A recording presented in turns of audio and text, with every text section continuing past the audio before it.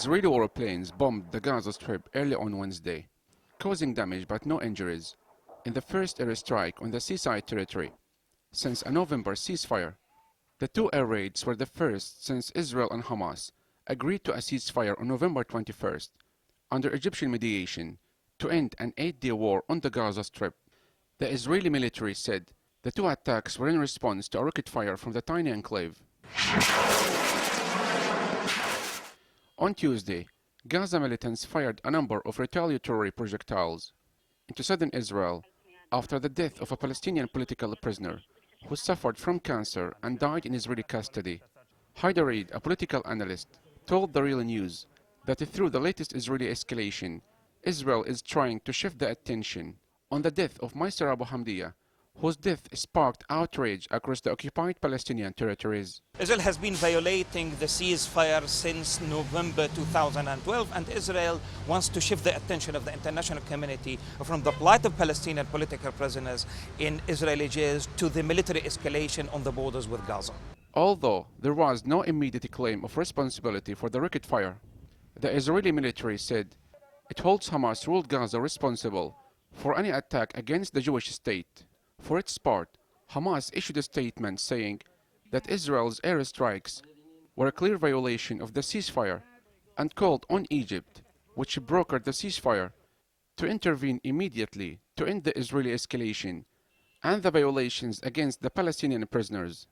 The Real News talked to the spokesperson of Al-Ahrar movement, which is known to be close to Hamas, who said that his movement is coordinating with other resistance groups in Gaza to decide their response in case the situation escalates. The death of Abu Hamdiya and Israeli violations and attacks against our people and our prisoners are new crimes added to the long list of crimes committed by the Israeli enemy against the Palestinian people.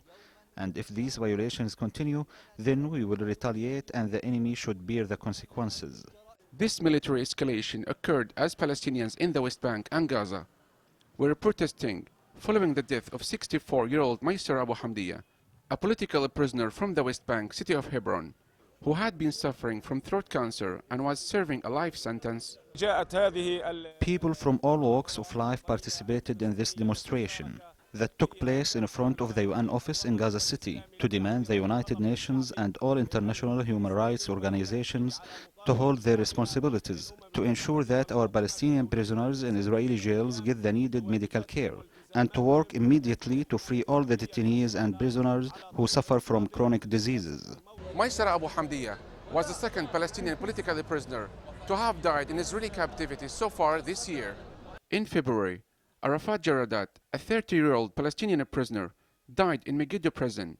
His inmates said his death was the result of torture while in prison at the hands of Israeli security forces. Some Palestinian officials say that the latest developments following Abu Hamdiya's death could spur further unrest across the occupied territories, particularly in light of the fact that it occurred less than 2 weeks before Palestinian Prisoners' Day, which has become an annual event that is marked on April 17. Palestinian prisoners are subjected to ill treatment. They are subjected to all methods, illegal methods, including torture. They are subjected to deteriorating health conditions.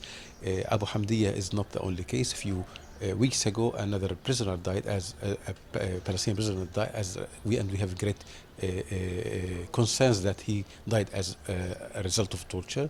In the case of Abu Hamdiya, he died as a result of cancer, but for many months we have been demanding Israeli authorities to release Abu Hamdiya on a humanitarian background, to offer him a proper medical treatment according to previous and former experiences with the current truce and with the truce system in particular. I'm afraid that this is a beginning of a new round of escalations against Gaza Strip. This is not new for Israel.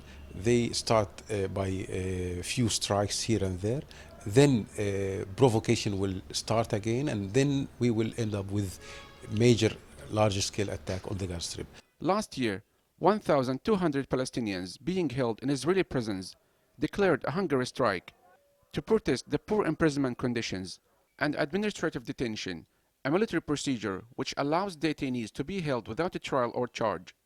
After decades of conflict with Israel, The issue of Palestinian prisoners is emotionally charged in Palestinian society, and with the latest military escalation, it seems the fragile truce will hold for some time before it collapses. Yusuf Al-Hilo, reporting for The Real News, Gaza.